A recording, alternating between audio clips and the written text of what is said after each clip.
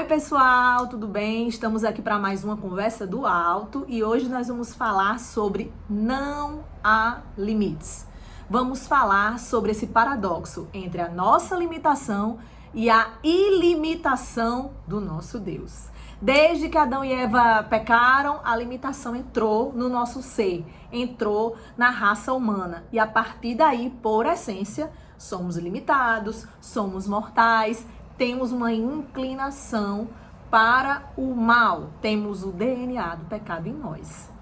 Mas você precisa desenvolver a consciência através da fé de que quem somos limitados somos nós. Deus não. Deus é ilimitado. Nós temos a tendência de ficar comparando Deus com a gente. Isso não é absurdo? Porque Ele é o Criador de todas as coisas. Ele é o engenheiro do universo. Ele foi quem fez. É dele o querer. É dele efetuar. Mas mesmo assim, isso acontece comigo. Eu imagino que também aconteça com você. Às vezes a gente se pega pensando, mas isso aí não tem condição não. Para fulano não tem jeito. Para esse caso não dá mais. Quando a gente pensa assim, a gente está projetando as nossas limitações em Deus. Por que a gente diria que para alguma coisa não tem solução, ou que para alguém não tem solução, ou que tal coisa não tem como mudar? Ou por que a gente usaria a palavra impossível para alguma situação se a gente tivesse a consciência divina de que para Deus não é impossível? A gente fala muito isso, mas muitas vezes a gente mesmo ainda não acredita. Então, para hoje, o que a gente tem que refletir, o que a gente tem que inculcar na nossa mente, a Bíblia usa essa palavra inculcar, eu acho fantástica, porque é mais do que pensar, é mais do que refletir, é mais do que repetir, é mais do que inculcar, gente. Pensa assim, é colocar dentro da cuca, é enfiar. Sabe quando a gente era criança que dizia, eu vou abrir a sua cabeça e colocar isso dentro? Isso é inculcar. E a gente não pode medir esforços para inculcar esta verdade, de que eu não posso medir Deus a partir da régua que eu me meço. Porque Deus é imortal, onisciente, onipotente, onipresente, El Shaddai, todo-poderoso, Jeová Jireh, Deus da providência. Para Deus não tem limite não. Então eu não tenho condições, não tenho. Eu estou na minha pequenez. Eu não tenho como fazer. Ok, eu não preciso ter como fazer, eu só preciso crer que Deus pode fazer. Que Deus tem planos para mim muito maiores do que eu possa não só realizar, mas imaginar. Eu sou tão limitada que eu não consigo sequer mensurar os planos que Deus tem para mim. É a Bíblia que diz. Mas eu preciso crer. Então, eu preciso pedir ao Espírito Santo, você precisa pedir ao Espírito Santo para desenvolver dentro de mim, dentro de nós, plantar na nossa mente essa consciência. E só a fé vai nos possibilitar chegar nesse nível de consciência, que é uma consciência espiritual. Então eu convido você a ir aí em Hebreus 11, do 1 ao 3, que diz assim: ora, a fé é a certeza daquilo que esperamos e a prova das coisas que não vemos. Pois foi por meio dela que os antigos receberam bom testemunho. Pela fé, entendemos que o universo foi formado pela palavra de Deus. Gente, você quer coisa mais impossível no campo terreno do que você formar alguma coisa a partir da palavra?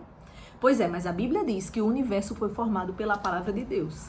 Então, se Deus pode formar um universo da forma como nós conhecemos, com os 5 reinos animais, com o reino vegetal.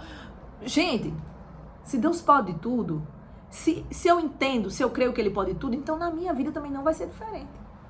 A gente vai treinar a nossa consciência, renovar a nossa mente. E aí diz assim, pela fé entendemos que o universo foi formado pela palavra de Deus, de modo que aquilo que se vê foi feito do que é, de modo que aquilo que se não vê foi feito... Não, peraí, que eu me enrolei. Pela fé, entendemos que o universo foi formado pela palavra de Deus, de modo que aquilo que se vê não foi feito do que é visível. Aquilo que se vê não foi feito do que é visível. Então, se você olha para uma árvore, você vê a árvore, você pega na árvore, você quebra o galinho da árvore, ela é completamente invisível e também palpável.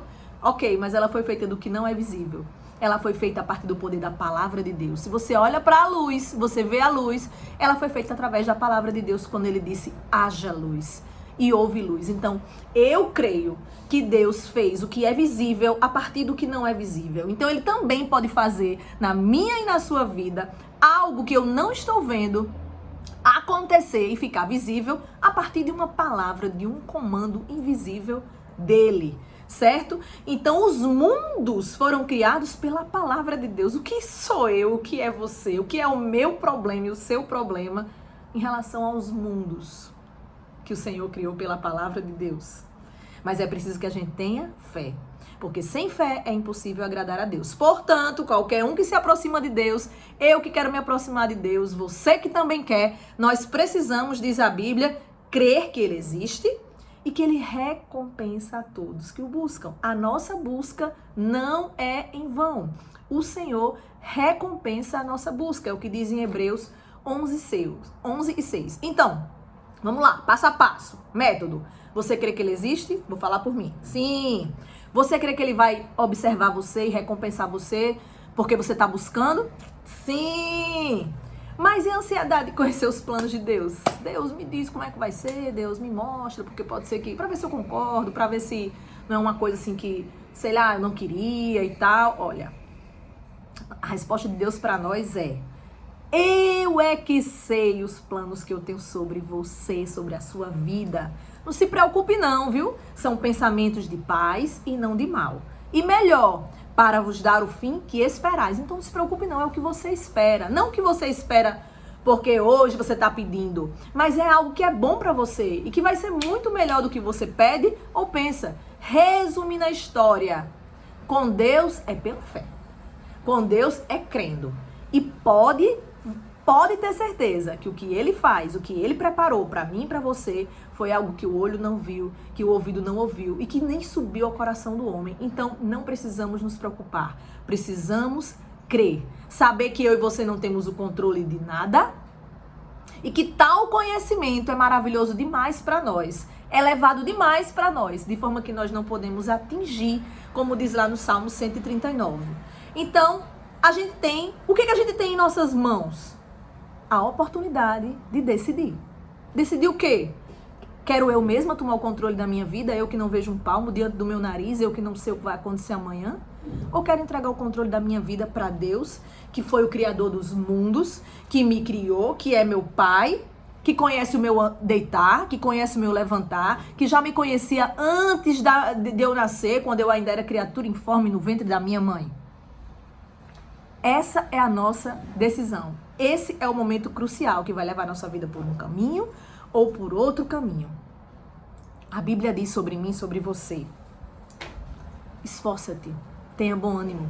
Eu venci o mundo, você também vai vencer. Eu estou com você todos os dias, até a consumação dos séculos. Apeguemos-nos a essa palavra. Creiamos nessa palavra, porque a parte do fazer não é com a gente não pode, a gente não consegue. A Bíblia diz: de Deus é o querer, dele é o querer e o efetuar. Só precisamos buscar primeiro o reino de Deus e a sua justiça, e as demais coisas nos serão acrescentadas. E sabe o que a Bíblia também diz sobre isso? Que Ele é poderoso para fazer muito além daquilo que pedimos ou pensamos, lá em Efésios 3:20. Fiquemos com essa palavra, alimentemos a nossa alma com isso, exercitemos a nossa fé. E o mais quem vai fazer é o nosso Deus, Senhor e Criador de todas as coisas. Um beijo para vocês, não se deixe abater. Se tiver cansado, descanse. Se tiver abatido, ore. Se quiser chorar, chore. Você pode tudo, menos desistir. Retroceder jamais, porque nós não somos dos que retrocedem. Nós somos dos que avançam. Mais do que vencedores é o nosso nome. Um beijo no coração e Deus abençoe vocês.